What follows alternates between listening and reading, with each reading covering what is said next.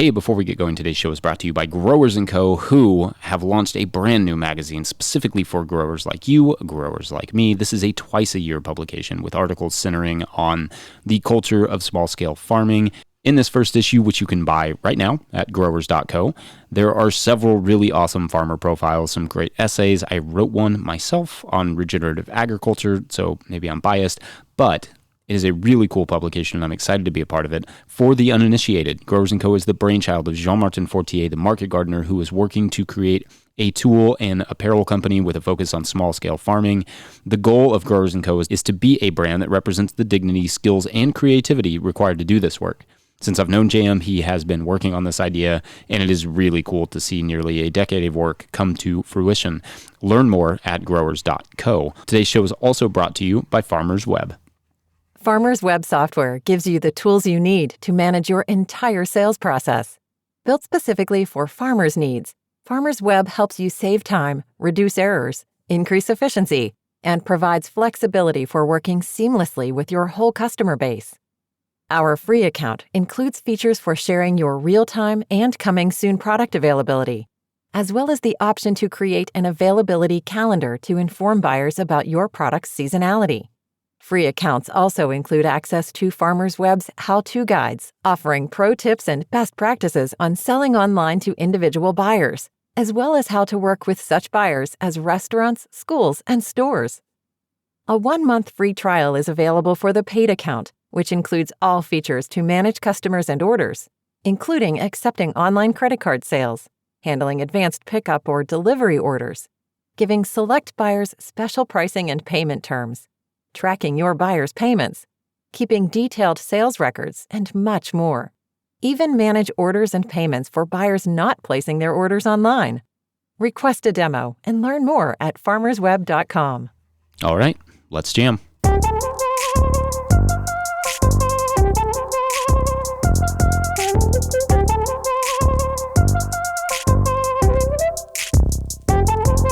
Hey, you all, Farmer Jesse here. Welcome to the No-Till Market Garden Podcast, Episode 6, Season 3. Got a great interview for you this week with Jodi Roebuck of Roebuck Farm in New Zealand. I've been following Jodi for quite a while now, and I really love his sort of lean style of growing. His gardens are beautiful, and he has some very well-defined production systems and is growing a lot of food on small acreage. Plus, he shares my affinity for sheep. We don't really talk about that, but he does share it. Anyway, I was excited to chat with Jodi, and we talk about a range of things, including his insane rainfall there and how he mitigates that. He talks about working with John Jevons for a while, which I think is really interesting. We talk about microgreens a bit and how he grows some in the field. Speaking of microgreens, which can be a really great source of very fast cash flow for a small farm, especially in the beginning, Jodi is launching some online content about that this winter, which you can find at roebuckfarm.com under the Media and Projects tab. But before we get going into this episode, make sure you're subscribed to the podcast wherever you are getting it.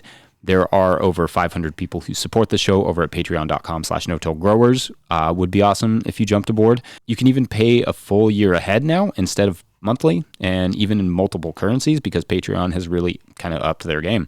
Anyway, you all are awesome, and I'll shut up. Let's get into this amazing interview with Jodi Roebuck of Roebuck Farm.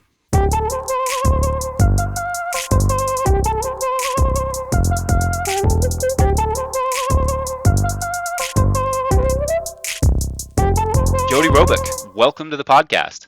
Thanks, Jesse. Pleasure to talk with you. Absolutely, and pleasure to have you on. First, go ahead and give us some details on your farm. How big is your farm? How much land is under cultivation and those sorts of things? Yep.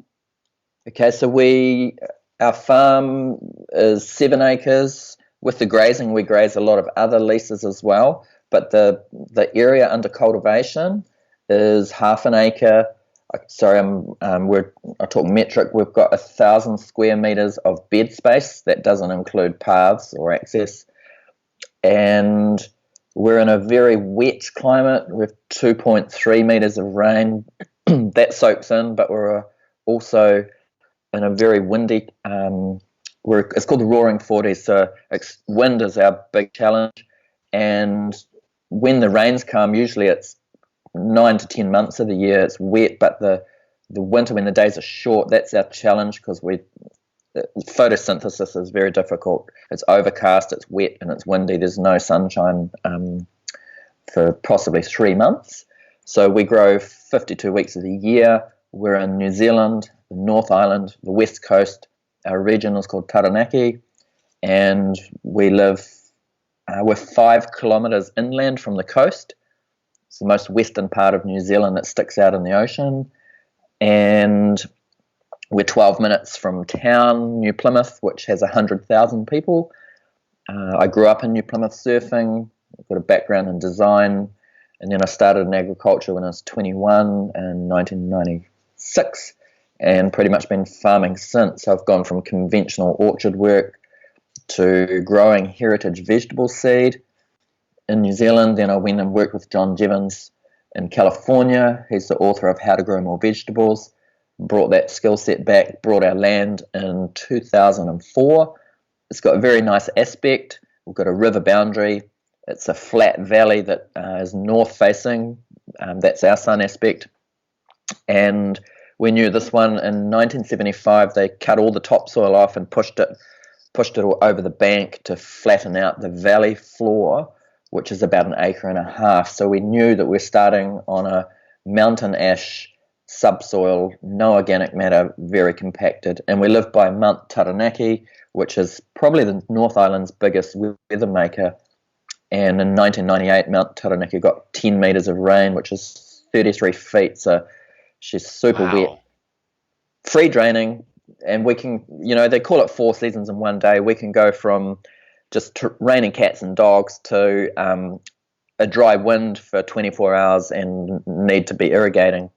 So it's sometimes we experience the extremes, and that's really driven us just to be adaptable with our farming program. We just have to be. Right. What is your coldest temperature, you think? Like what on average, how low does it get there? So it's very regional, and because we're semi-coastal, we get 1 or 2 frosts a year. Okay. It's because it's always windy or raining. But average temp today it's probably going to be 13 degrees Celsius, and right. So in the mid 50s degrees Fahrenheit. Yep. So it's pretty average, and I guess I've done a lot of travel with our education, especially the last 10 years. It's really interesting seeing everyone's different production in the different climates, like Jean Martin's farm in Quebec. I couldn't when I first visited August 2016. It's just amazing to see peppers, aubergines outdoors, knowing they've got all that snow in winter, but they've got the sunshine, they've got the photosynthesis and the long days. So it's it really doesn't feel summery here until about the longest day. What kind of heat do you get? Are you into like 37 degrees Celsius, that sort of 100-degree mark here, or like how hot does it get? Not quite, but a Taranaki heat wave is about we can have 31 degrees Celsius, but that's 90. When we get that, it's 95% humidity. Right. So, and the burn time, we've got the ozone's pretty bad here. We've got a very, very fast burn time. Like you can get sunburnt in literally 10 to 12 minutes. That's changed. It never used to be like that when I was a kid, surfing. Wow. Okay. So high humidity. Right. And so much moisture. That's an insane amount of rain. Okay. So one thing I kind of want to know about, what was that like going to visit John Jevons and working with him?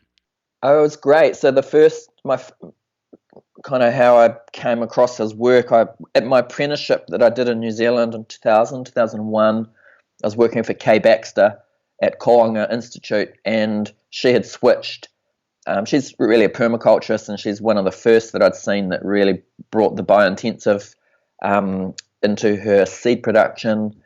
And so I did a short course with John in Iowa in 2000, and then in 2003, when my wife was pregnant with our first daughter, I did a 7-month internship. It was fantastic. A lot of the fundamentals of how we farm haven't changed. They've been very influenced by John, our developing our deep soils, covering our soils, cool composting, intensive planting.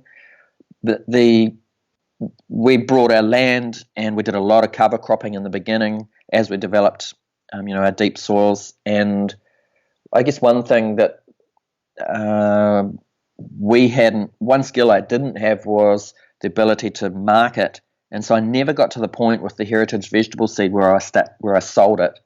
And then fast forward, I got really, really fascinated with the grazing work. And as I was traveling the world teaching gardening, I was visiting graziers everywhere, and typically in dry climate like North America, even Canada, Australia, and Victoria and New South Wales. So it's been very influential on us, and every farm's different. And John's been a big influence on us. So we're doing a lot of microgreens these days, but we still make all our own seed raising mix. We grow all our own transplants. We pretty much make all our own compost, and that's all stuff. And we're very intensive, small paths, lots of rows of plants per bed. The main thing, I guess, is becoming profitable. That was our next journey, and also the layout, the design. All our new beds that we develop are 30-inch, whereas John's beds are 60-inch. We still have 45 of those beds as well. Oh, okay, so you're working with both the wider 60-inch beds and the 30-inch beds. Yes, although if we do develop new area, it's 30-inch beds. And sorry to do inch and our standard bed unit is 9 square meters. So the Jevons beds are 6 meters by 1.5, and then the market garden beds are 14 meters long. That happens to be our standard unit. So I think that's roughly just a bit shorter than half of a 100-foot bed for all you, everyone that's standardized at that size. Right, 1 meter to 3 feet. That's one of the easier conversions, I guess. Yeah. So yeah, okay. I kind of want to hear about the beginning of this farm, because you mentioned kind of starting with cover cropping, and then you mentioned what the soil sort of looked like and having that topsoil scraped off. Can you take us through that process of getting all of that started and what you kind of did to break into that soil? Sure. So the whole farm was in pasture, and there was nothing here. So we relocated a house, got that livable. My second daughter was born when we moved in, and so we got the house livable in 2006, and then began the gardens. I had a Mexican lady, Carlita, come and live with us for a year. I had worked with her at John Jevons, and we did it the old hard, slow way, where we beat up the grass crown, manually removed it, double dug our beds once, and developed our beds to be 600 mils deep. And at the same time, we made probably 30 or 40 compost piles around the farm and turned those on top of the new beds we'd developed to capture the nutrients.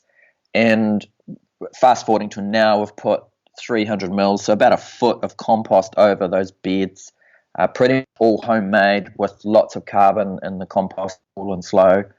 And we also, so John's really known for focusing on, where's the carbon come from in our annual growing. And so John Jevons identified really early, he's talking closed system, which we're not so much these days, but we were for a long time. We never brought nothing in, and we basically harvested the mature pasture and then mixed that with the regrowth, the green regrowth. So we're mixing the dry and brown equal by parts. We made huge amounts of compost, which I doubt how sustainable that is just with the amount of manual labor. We don't have any big implements on the farm, so we did it all by hand. And with that, in that first season, we got about 40 beds developed. And then from there, I guess what John's talking about is, where does the carbon come from? He's identified that a sustainable annual food production needs to produce at least 60% of your area in high-yielding carbon crops to be able to grow to maturity and recycle and compost and return. So we embarked on that for the first 10 years.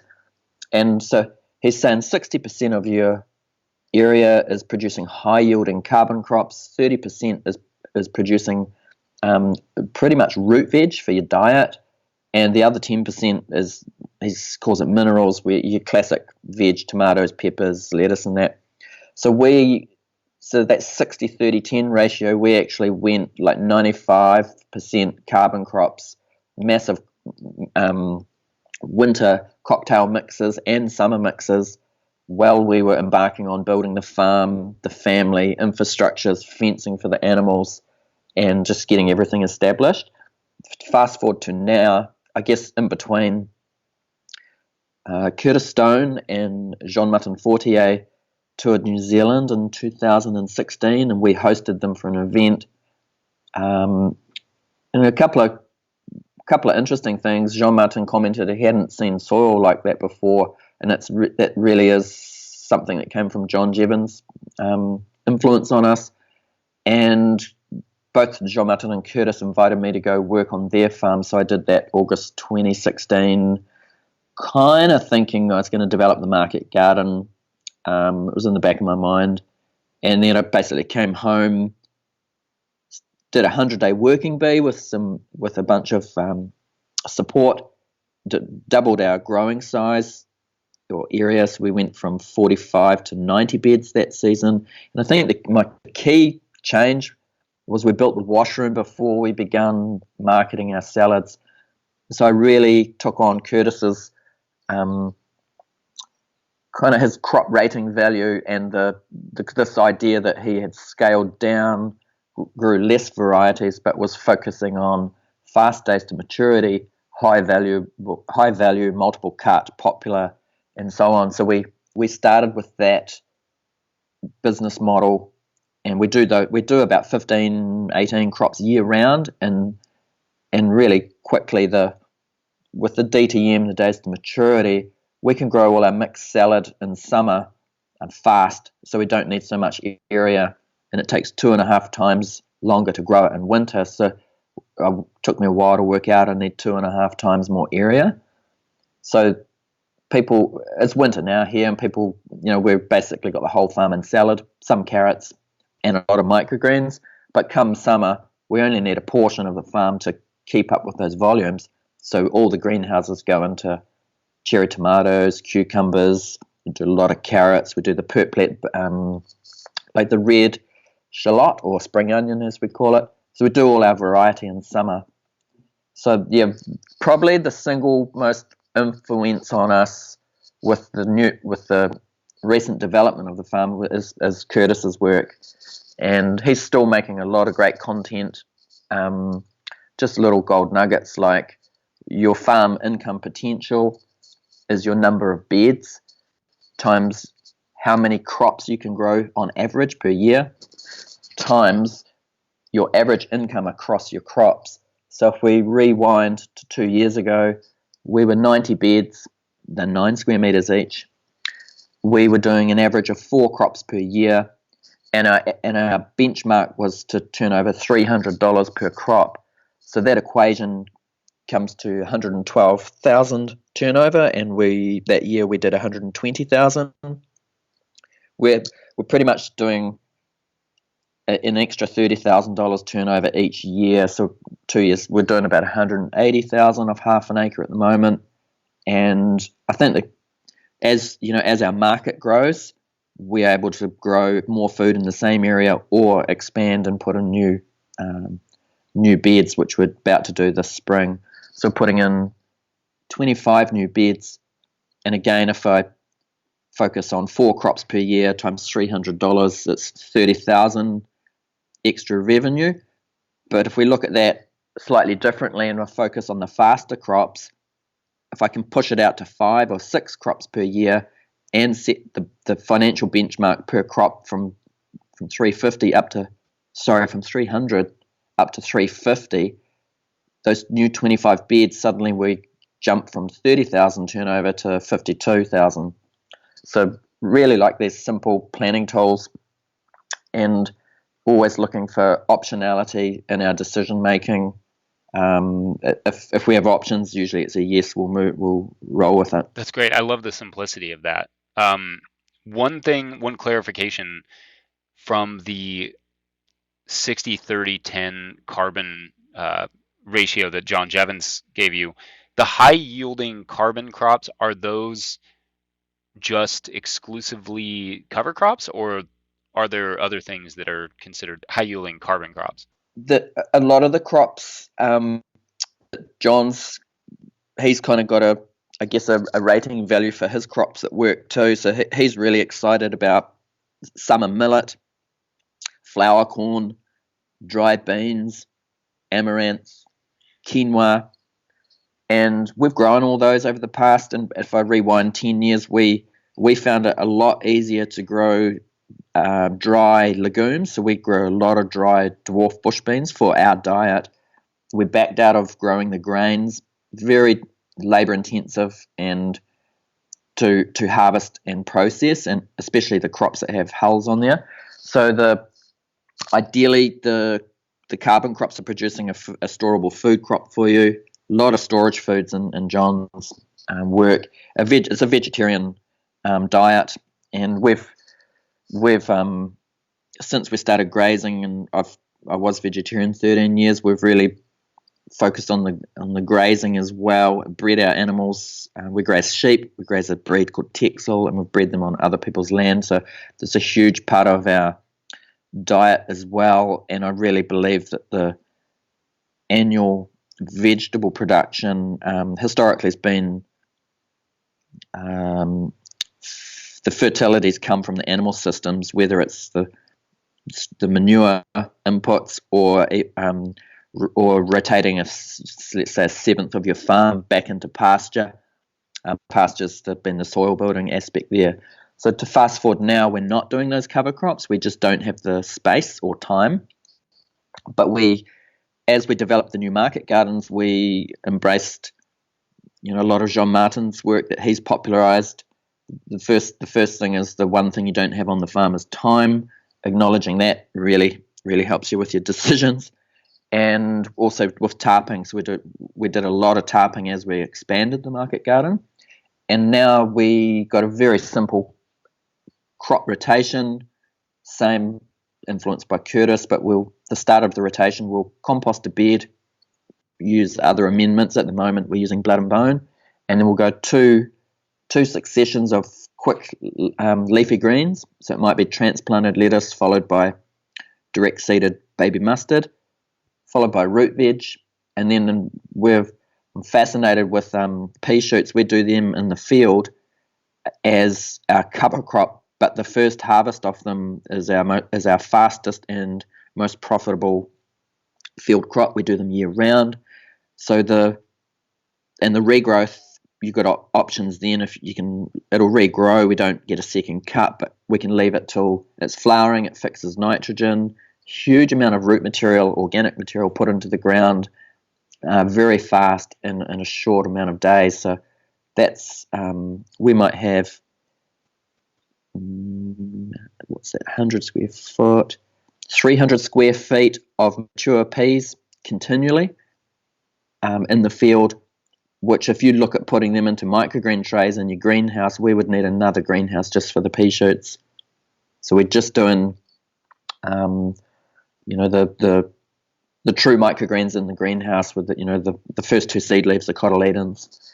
And the pea shoots have been a fascinating one for us. We can see the pink nodules. We know we're fixing nitrogen, adding huge amounts of organic matter, and they're as fast as 12 days in summer, and there's about 23 days in winter. And we're not doing any bed prep with them. We're just laying them on top, pressing them in with boards and putting huge amounts of weight on top. So we're force germinating them just like the microgreens in the greenhouse. Are you soaking them first, or are you just putting them out dry seed? Yeah, we soak them overnight, 8 to 36 hours. And so if we look at the classic 30-inch bed, we'll put 1 kilogram of dry seed over 1 lineal meter. So that's like 3 feet of length on your bed. And we're sowing, 18 kilograms a week, something like that. And just being so fast, it's the fast crops that are really give us that flexibility, or as Curtis says, optionality on the farm, because we can increase our volumes really fast. Same with the microgreens, and I'm a big I'm really big on the idea of the salad mix, and so our washroom we built to facilitate that. We wash everything separately. Like pea shoots take forever to dry. Baby mustard dries in a second, and then once everything's washed and dried, we pull out all our what I call single items. So it might be just wholesale pea shoots or wholesale mustard, sunflower shoots for the restaurant, carrots and all their summer stuff, and then everything that's left over goes into one or we have two mixes that we won awards for, and the mix it's always got the same ingredients, but we've got a bit of license to change the ratios in there. So that's what keeps us consistent. Pre-COVID, we had 8 restaurants, 3 retail stores, plus our education. And then COVID hit in April in New Zealand. The whole country was in lockdown. Everything stopped. We went into lockdown. We returned $15,000 of tickets to people for our education. We were owed $20,000 by restaurant, and it was April is our month where you pull out all the summer stuff and plant the winter garden. So and the weather was beautiful, so we were just at home. And then by day 5 of lockdown, we started supplying a New Plymouth supermarket called Pack and Save, which is New Zealand owned, and they've been wanting us in there for years. I'm really big on this idea that humans need a crisis before they seek out innovation, and I usually see that process in the dry climate parts of the world. So we started supplying Pack and Save. We given our own fridge, which we branded, and remember we're half an acre. I think we turned over $9,000 in the first 3 weeks, and we're going into winter. Days are getting shorter. We weren't sure how things were going to roll out as our restaurants opened again and our retail stores. But we're keeping up with the supply of the restaurant and our retail stores, and, with just focusing on the fast crops. So we've increased our microgreen production, our pea shoot production, and we're doing a lot of baby mustard or Mizuna. We've got 2 different colours in there. Drilling that with the 6-row seeder. We also use the jang for a lot of crops, but we don't transplant much on the farm these days. Whereas if I go back to the John Jevons days, we transplanted everything. Right, and you've moved away from transplanting because of the crop selection, or just you found it to be? Yeah, and because we're focusing on the fast crops, everyone's got weed pressure. We find the fast crops just outcompete the weed pressure. And our time, once we get our late autumn cold rains, our soil temp drops, and that's when I find it's the cool season weeds that grow the fastest, where they grow faster than your crops. So we're just drilling more and more crops. We transplant our lettuce. I've just brought the paper pot to see if I can make that one work for lettuce, although in our cold climate, I prefer to put out a larger transplant or start. So we've got some deeper paper chains that we're just starting to muck around with. And yeah, the single row jang, the 6-row seeder has been a game changer for us. And we're drilling a lot. And we're also, we use a lot of covers. So all our brassica families, which is all baby, baby leaf. So baby kale, mustards, arugula, rocket, and then the Tokyo turnips, radishes, they're all under insect net and the hoops we use, I get a lot of questions about them. They're made in Australasia. They're by Redpath, and they're a aluminium, I guess, or steel hoop that slots into the ground. Your fabrics go over the top, and there's a wire that clips in over top that holds them in place. So these have become indispensable in our climate. So first they were for insects, but they also stop the heavy rains and the big dry winds from ruining our baby leaf crops. So we've probably got 40% of the farm under insect net at the moment. Then we also use, as we direct seed crops, we water the bed and then cover that with a 70% shade cloth. That really protects the soil that's bare from driving rains or from sun drying out the crops as they germinate, and then also tarps as well. So we're using a lot of fabrics, and I know Ray Tyler at Rose Creek Farmers, we told me he's dropped an eighth of an acre out of production, and he's got the whole farm covered. And I know he's making more money each season also. Yeah, and I mean, with your situation, you get quite a bit of rain, so having that cover is essential um, for keeping it from pounding the crops and washing the soil away. Uh, that you kind of described those hoops when you say that there's a wire that kind of clips into them. Does that mean it's sort of like wiggle wire on a tunnel? Like I'm trying to picture Uh, what you mean. yeah, almost. So the hoop actually has a slot in it the whole way over it, and then the wire, and they poke into the ground by about 8 inch, and at ground level, once they're pushed into the ground, there's one little hole, and there's kind of like a curly loop on the end of each side of the wire, and you just push it down, and it just clips into this little hole. Really, we don't use plastic on them anymore. We had 30 beds of transplanted lettuce, or winter successions, and we lost the whole lot in a 20-minute windstorm, easterly. And at our site, we're protected from the trade winds, which is west-southwest, and we're in a sun trap. So typically, we're fine with the big winds. It's when they come back the other way that we get hammered. So we just made the decision a couple of years ago just to use the insect net.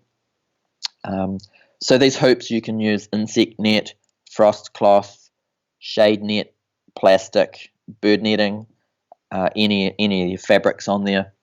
And I think it's really interesting, just to reference to growing in the heat and the humidity. I was at Rose Creek Farm at Ray Tyler's 2018 in July when the heat wave hit.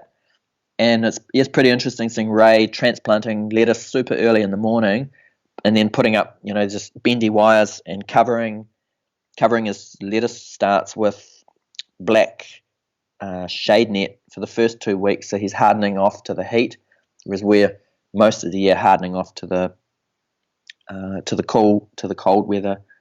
So the fabrics have been a game changer for us. We can have, at this time of year, we're in August 2020, we can have 3 to 10 rain events a week. And if we've done surface cultivation and drilled seed, it just takes one rain event to for that soil to get hammered, skin over, and the germinating seed really struggles.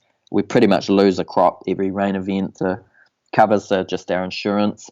We also use tarps as raincoats, so we can cover empty beds during the rains and as soon as the sun's back out, be out doing field work straight away. So we're always trying to buy ourselves time, and we just have to be flexible with our weather.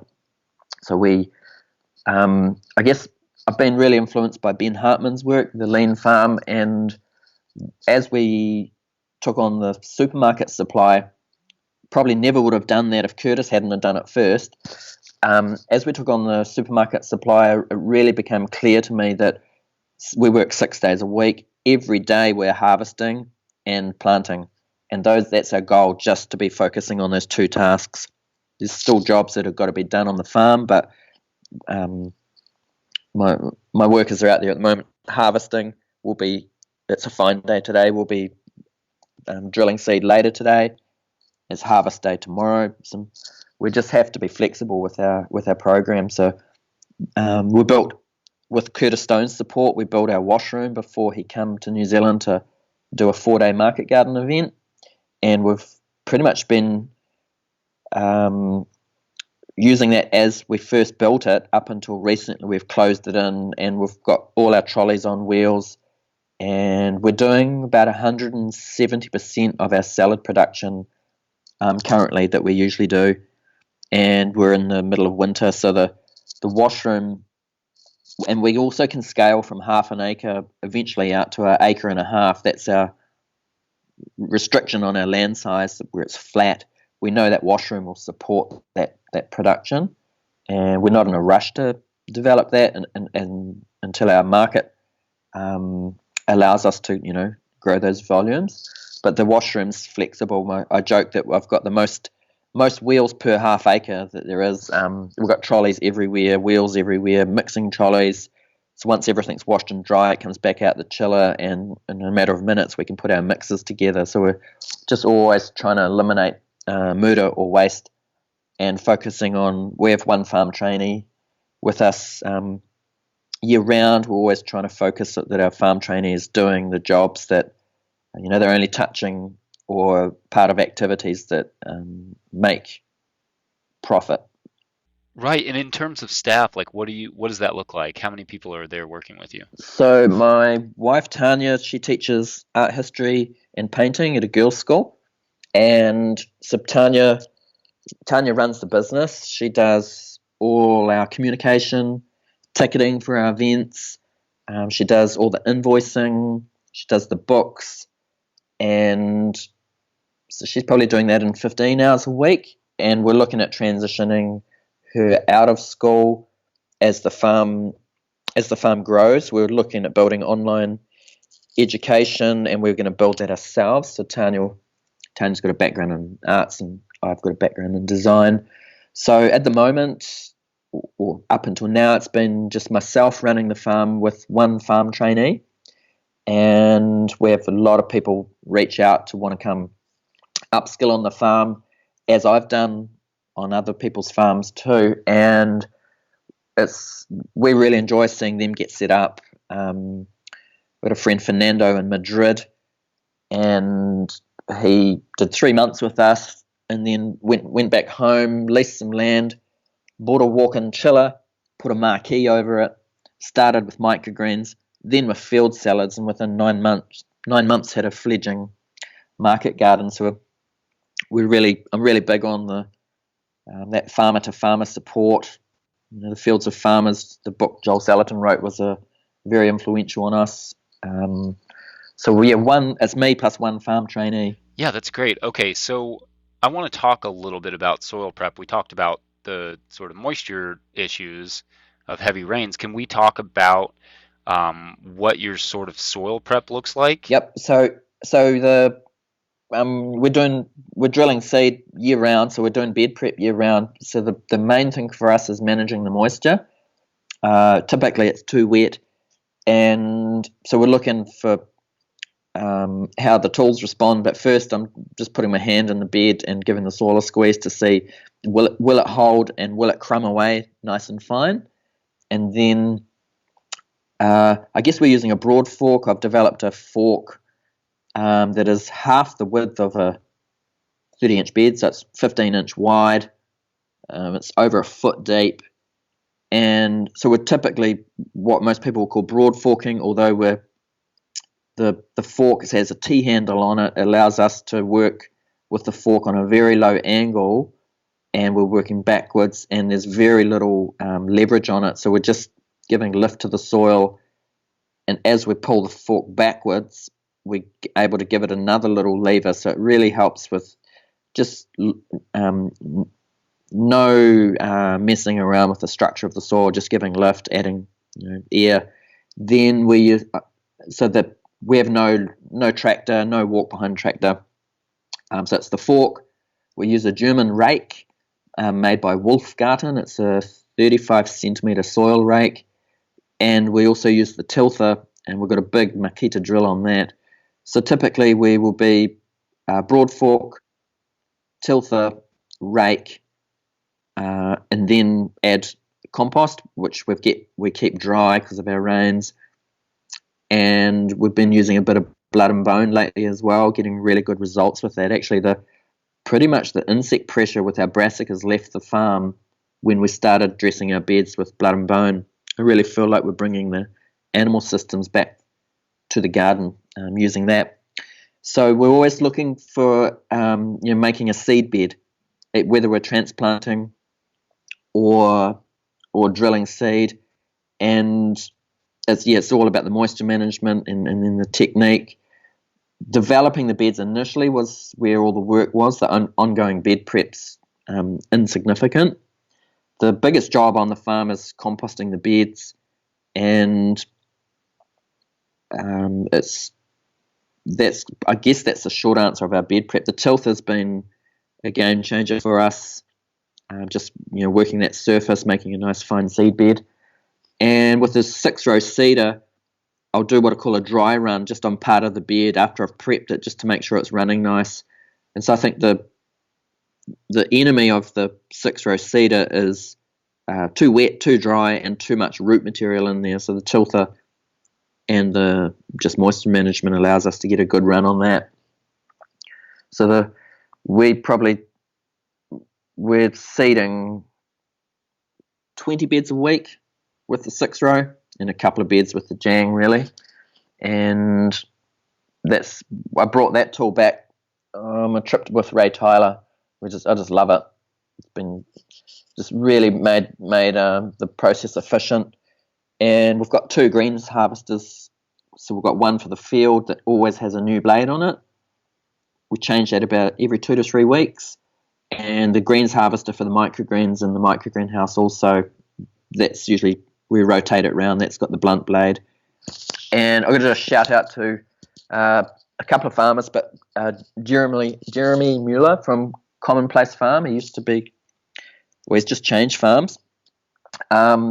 He put up a post a few years back called Microgreens Motocross, where he's freestyle harvesting his microgreen trays with the greens harvester just on a little ramp using gravity. So that was a game changer for us. So our microgreens, we use the paper pot trays. We're doing them in stacks 18 high. We've made a trailer so we can have 6 stacks of 18 on the trailer with a 18 kilogram brick on top to force germinate them, which gives us more table space to grow micros. So our micros house is 30 square meters. Is that 90 square feet approximate? Yeah, it would be like 90 square feet. And including the propagation area in there, we're doing 200 trays continuously. And so in summer, because the days to maturity is much faster, it's 5 to 7 days for our varieties. We focus on fast days to maturity and yield. So we don't do basil microgreens or sorrel microgreens. We typically do a lot of red and green radish, sunflowers. So we're looking for fast and yield.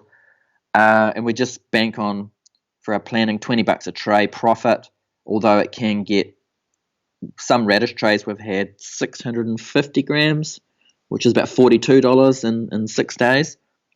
So we just always do our financial planning on just averages, but $20 average a tray, 200 trays. In summer, we're doing 4,000 turnover in that 90 square feet greenhouse. And in winter, we're only able to do half the income because the days to maturity is twice as long. So a real big buffer for the field greens. And we're just doing big volumes in the microgreens house. And the microgreens go in the mix with the baby mustard and lettuce as well. That's where we have a bit of flexibility with the ratios. Always same ingredients. That's great. Okay, so a couple bed prep questions.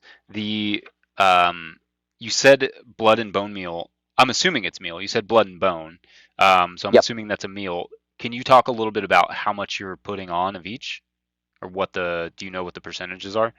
Yes, so we're also putting in a tiny bit of humates. So I'm putting on a 9 square meter bed, or it's 100 square feet, that bed. I am putting 10 litres of blood and bone with 250 mils of humates mixed through. So it's just like a heavy, if you're icing a cake, heavily, that's kind of what it looks like. And just broadcasting that on after I've forked the bed, and then mixing it in with the tilther. And then I like to pass with the wolf gut and rake. I find the rake gives more lift to the bed than the tilther. And we're typically using the blood and bone. We're not always composting. We don't have it year round, but we we're using the blood and bone with all our baby mustards and our salad greens, and really excited about the results. Kind of theoretically, our insect pressure should get worse because we do so much baby mustard. But 6 months ago, we started using the blood and bone, and the insect pressure pretty much left the farm. We still use insect nets, and we use them year round. It's been a game changer for us. Hey, you all, just jumping in real quick to get a word from our sponsors like Tilth Soil. Tilth Soil makes NOP-compliant living potting soils in Cleveland, Ohio with food scraps they haul and compost themselves. Each batch of soil is tested against competitors, and the results are in. Plants vote Tilth Soil. Order October through December for the 2021 growing season and get 10% off at tilthsoil.com. Today's show is also brought to you by you, by ordinary people who have gone out of their way, have clicked on the Patreon link and signed up at patreon.com/no-till-growers. That is so huge for us, you all. I ask a lot of my team and my wife, and being able to actually pay people is what guarantees we're able to do this work. And that Patreon page is the primary funder.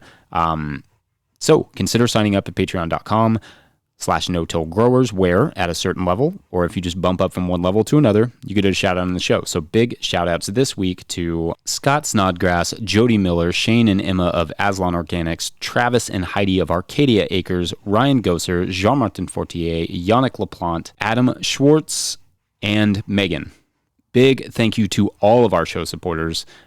You can always kick us a few bucks over at Venmo to @no-till-growers, but the Patreon route always keeps this thing going. So anyway, back to the interview. And are you doing like mineral balancing and those sorts of things as well? Like, are you doing soil tests and then doing sort of mineral balancing from that? So yeah, we've been a little bit naughty in the past. We started the farm. Remember, there's no topsoil. It was compact, no organic matter. There was nothing on the farm, like no fence, no trees, no infrastructures. It wasn't a farm. And for about 10 years, we'd brought nothing in, very influenced by John Jevons. He's kind of focusing on closed system. And so we never did any soil tests. I was always focusing on adding air to the soil, deepening our soils without tillage, always covering it with intensive planting or, it was never bare, and adding huge amounts of cool compost to those beds. So we never soil tested, and I'm sure your listeners are aware of the work of Nicole Masters, Integrity Soils. Her book she released recently, I think, is called For the Love of Soil. So I've been working with Nicole and some of her, Jules Matthews, one of her employees who lives not far from us, and I'm really interested in soil tests, working with their advice, and adding the right minerals to the soil, but really interested in foliar feeding and using a refractometer to see those results. So we're only just embarking on that. But Jules Matthews came here a few weeks ago on a course of ours, and I think her highlight of the weekend was digging up a pea shoot, and she could see the pink nodules, which means they were fixing nitrogen, and this is well before it was even flowering. And also the roots as we dug them up, because we've really developed our deep soils. They're 400 to 600 mils deep, depending on which beds we look at. They're always looking for the roots of the crop or the grasses. They call them dreadlocks, where all of the soil's still sticking to the roots. So we know there's a whole lot of work to do in this field. We've really been waiting till we found the right people that we're happy with the advice that we could move forward with. And I also think just how the crop performance, just typically if we've got a crop that's not working, we'll either stop growing it or we'll just abandon it. We won't try and call in the agronomists and make it work. We'll just crop it out, compost, amend that bed, and make a decision about what we're going to put in there next. So we're just really focusing on what works, and I guess that's part of our decision making.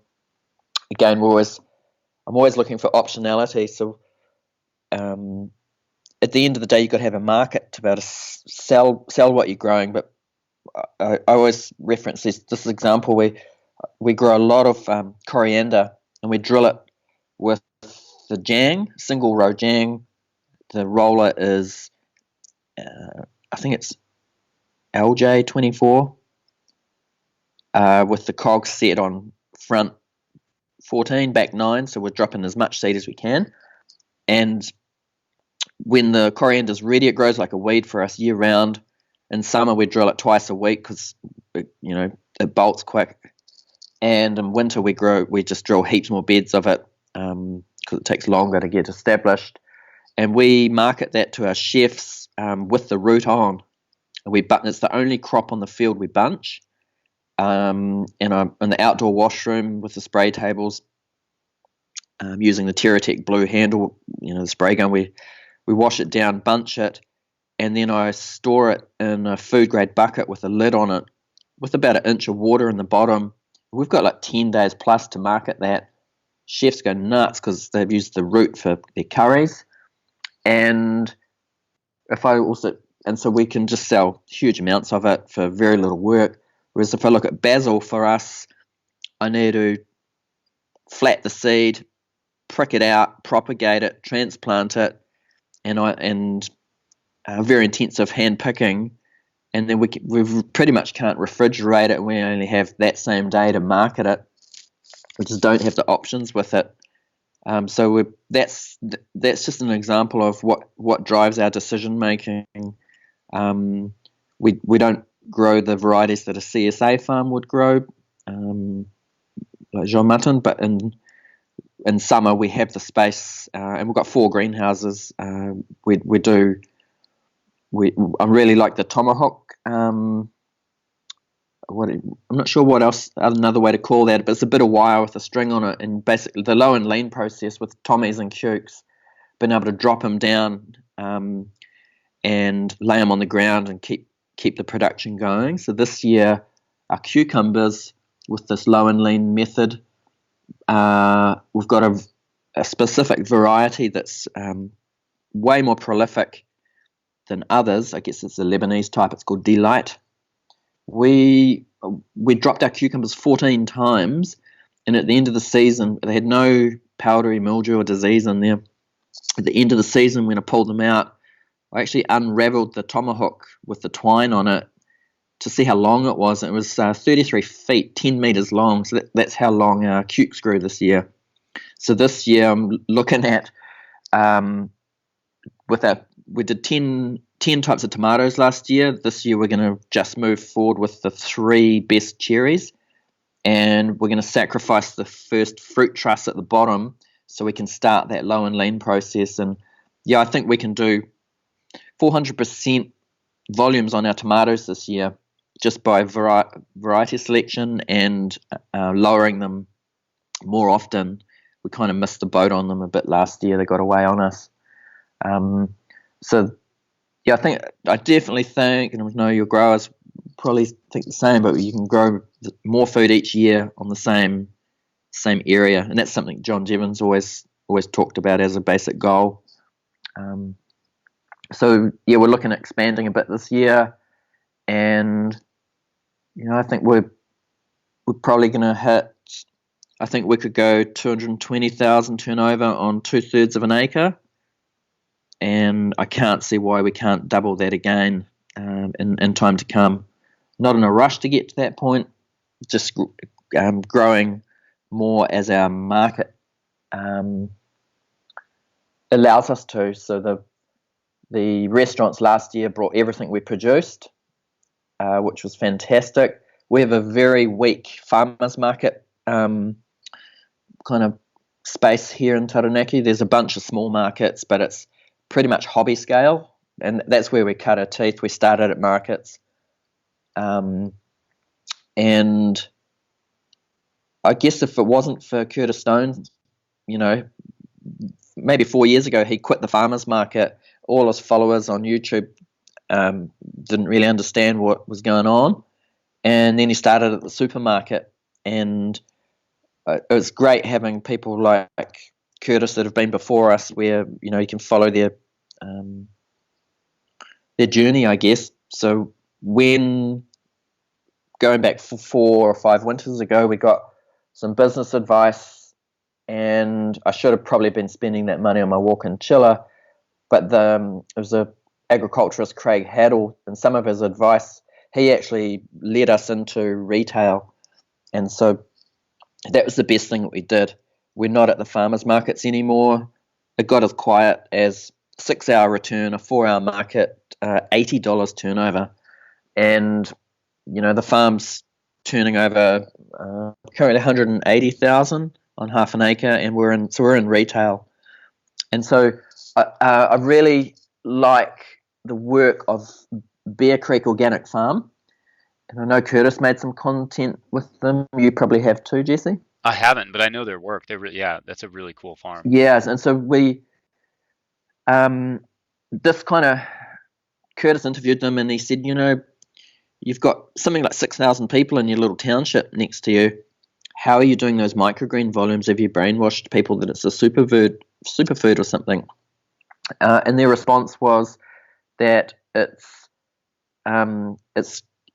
convenient, and and I'm guessing that they're in retail. It's also complementary. So we began supplying our first retail store, which is an independent fishery, 30-year family business, 26 staff, and they brought us a fridge, and suddenly we had our salad in there, so you could buy fresh fish and salad together. And with all our retail stores, we work on a sale or return policy, so they're not buying nothing off us. So if it doesn't sell, they've got no risk, which enables us to work at a 15% margin, and which is very low. And so we've become really aware that the 2 boxes we need to tick is convenience and complementary. We now have a bigger fridge in there, and we put all our summer items in there as well. And from there we took on our first restaurant, and then we kept on getting more retail stores. We're at an independent butchery, we're at a Mediterranean supermarket, and we've got some of the best, strongest restaurants, I should say, in town, where that significant turnover, especially in the summer months. We've got one restaurant that's doing about $5,000 a month with us, and so I think one thing that's worked for us, I've got lots of farming mentors. One of them's Darren Doherty.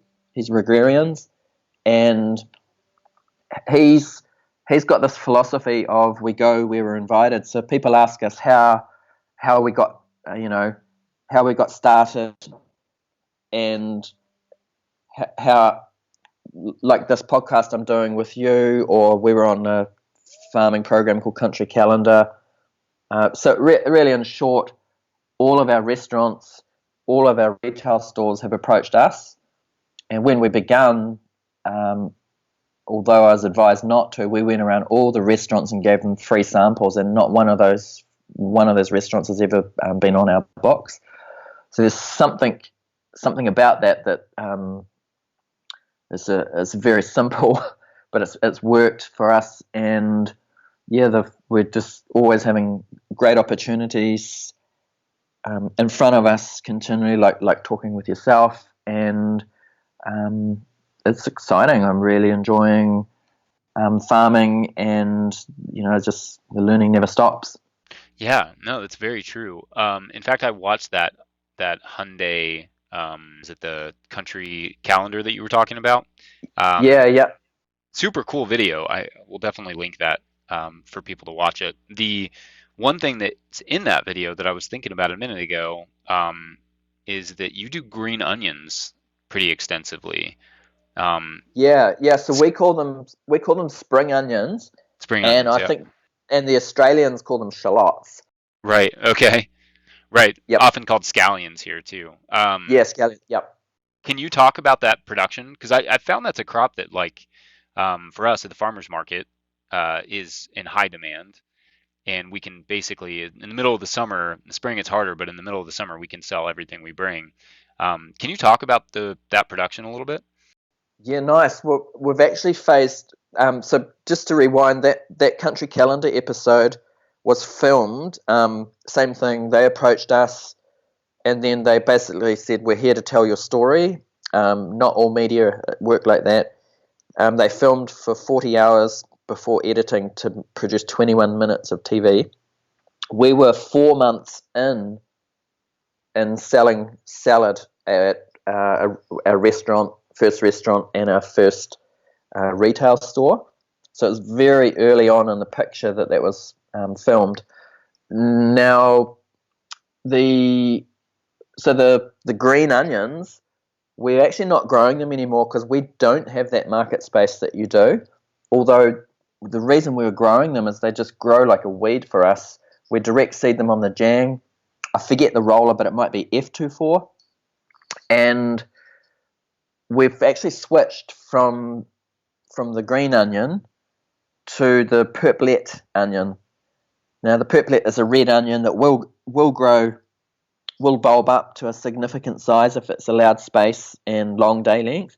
But we found our market space. The purplet onions are just beautiful. So they're just a green onion, but the red, we could sell every red onion that we grew. So last season we didn't grow the green onions. We went 5 times on the volumes with the red onions, and we sold all of them. We are bunching them though, Jesse, and we get $4 a bunch. I'm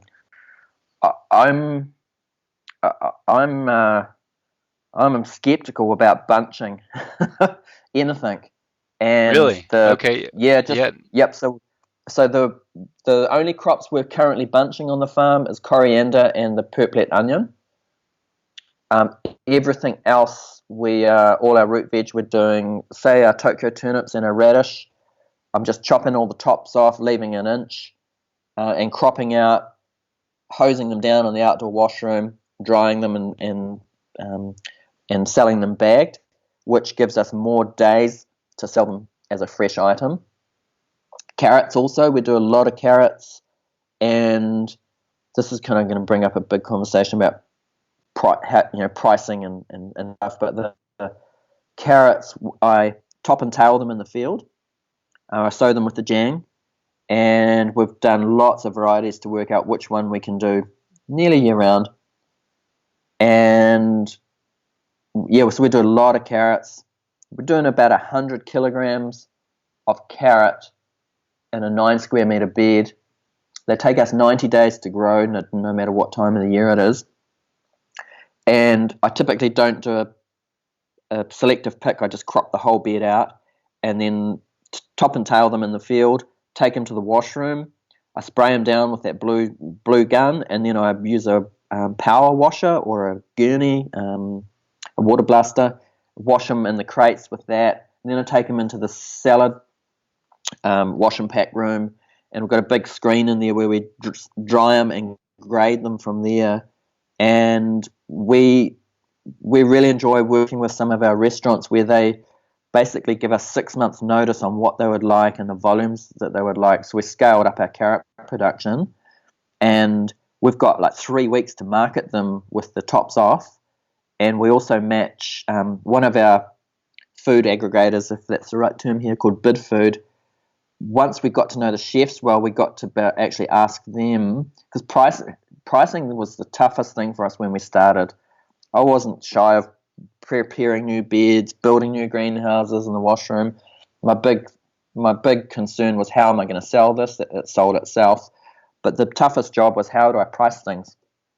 We definitely started off way too low on a lot of items. So it's the chefs that have told us what they pay for their produce. And so across the board, root veg in New Zealand, for the chefs are paying us $20 a kilogram, with $17.55 plus GST, which is 15% government savings tax. So suddenly we had a great market for carrots. all our number one grades. We do a baby carrot, but we grow it as big as we can without getting told off.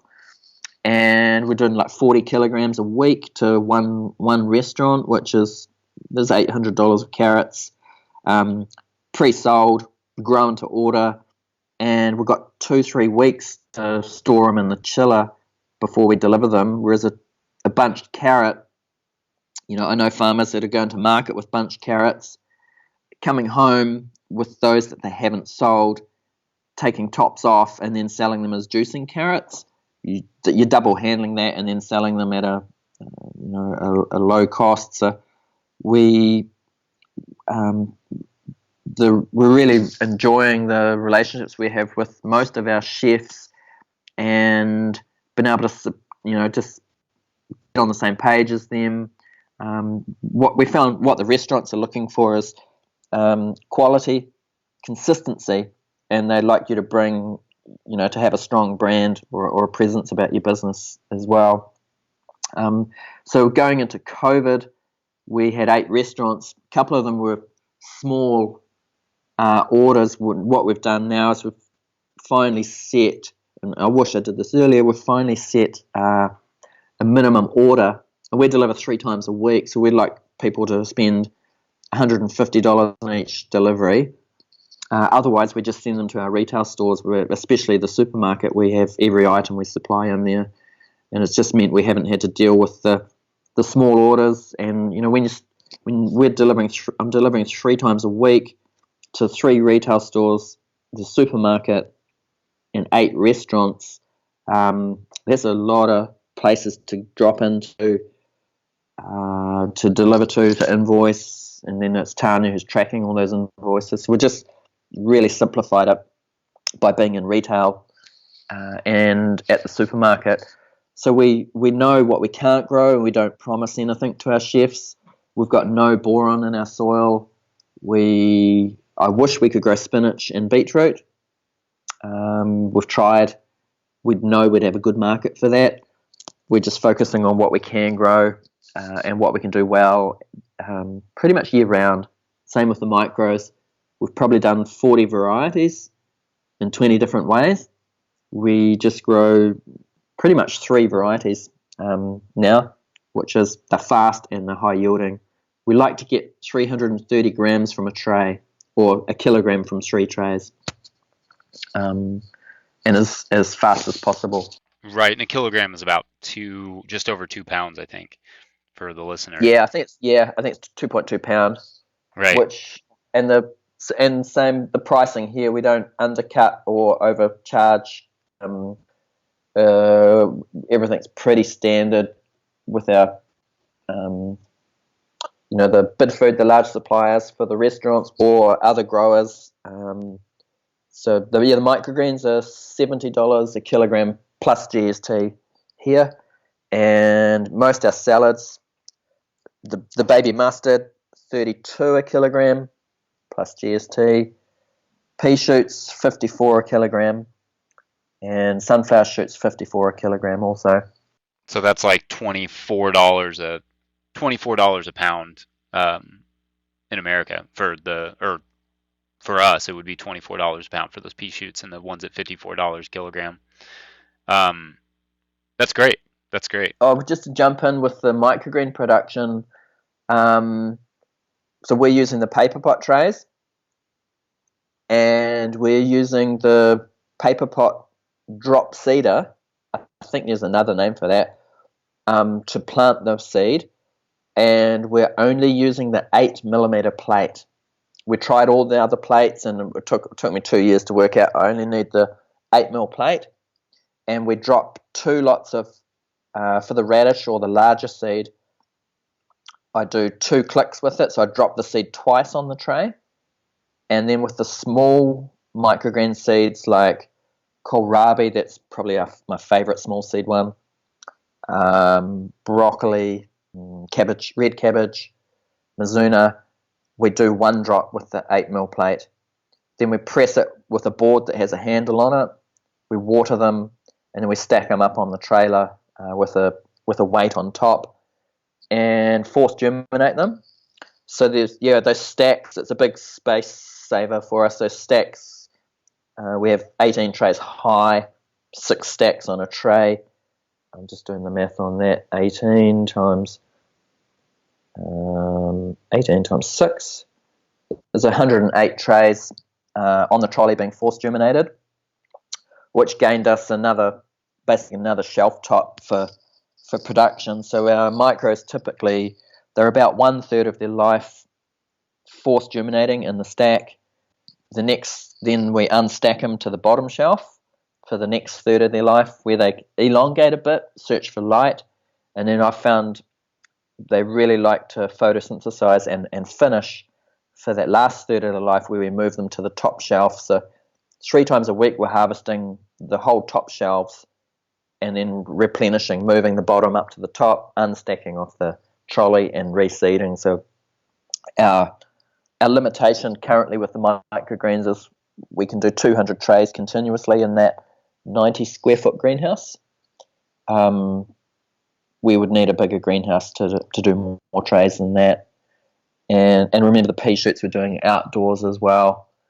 We find we're trying to get people, mainly restaurants, to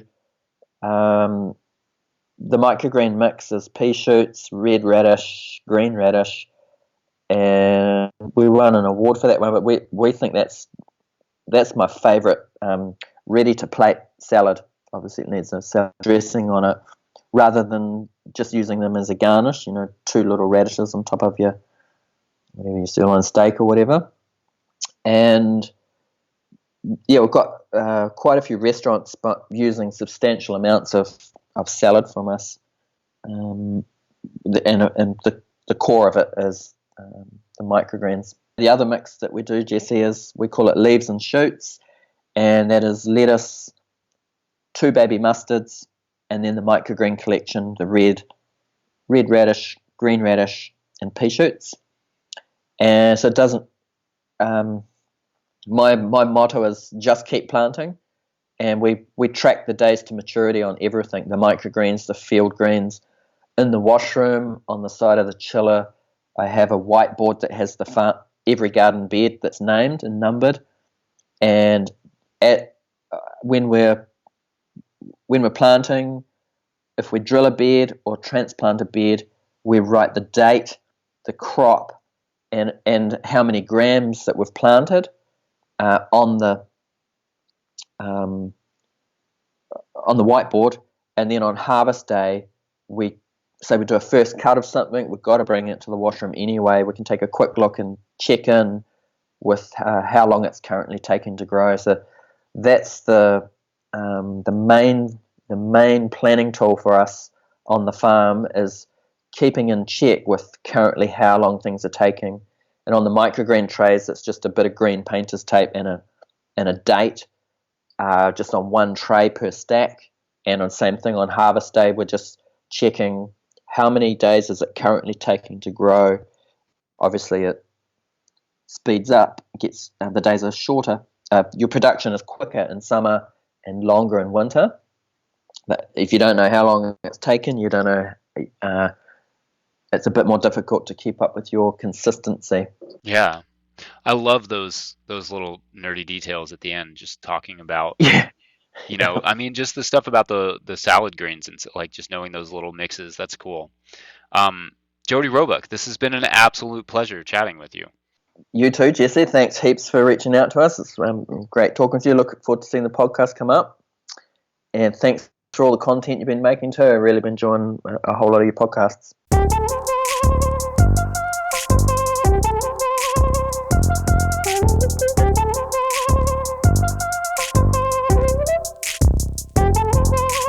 All right, if you enjoyed that episode, make sure to follow Roebuck Farm on Instagram and Facebook and all the places. We will hook it up with links in the show notes. Also, check out roebuckfarm.com for more info on on-farm workshops and the forthcoming Microgreens Masterclass I mentioned at the top. Subscribe to this podcast wherever you're getting it, wherever it is that you listen to it. And while you're there, leave a review. But this week, all reviews must include the names of your other favorite podcasts, because I'm kind of running low. I feel like I'm just blowing through podcasts these days. I don't know what's up with that. Anyway, Huge thank you to Jackson Roulette and Josh Satin for their help. Thank you to earbud combatant Willie Breeding for the theme music.